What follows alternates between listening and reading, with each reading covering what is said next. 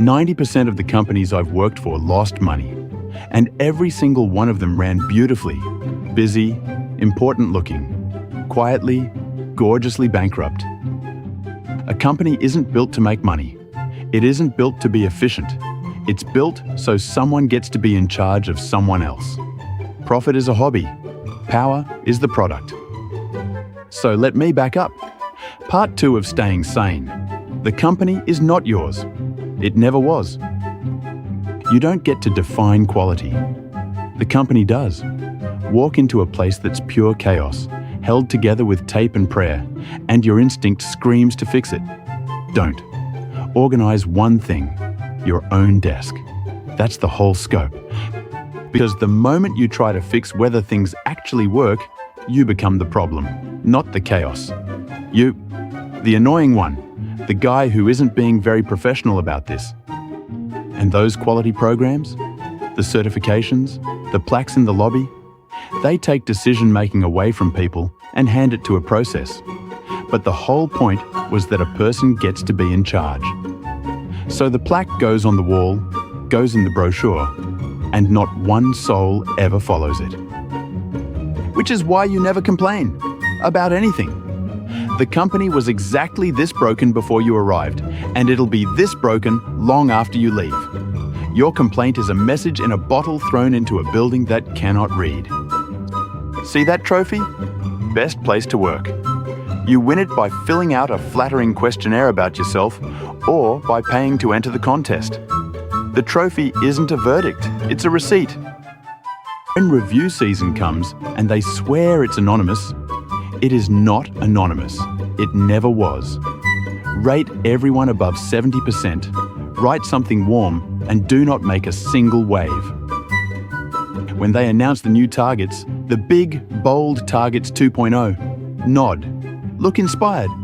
Then forget every number and just do your actual work. The targets were never for you. And that billionaire in the glossy interview, the one who says he loves people who disagree with him, who challenge him, that is a beautiful, photogenic lie. Do not disagree. It is the #1 reason people get walked to the door. Now the darker stuff.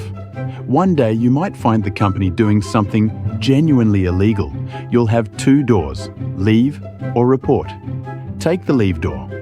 The person who reports gets their life quietly dismantled and the company keeps humming.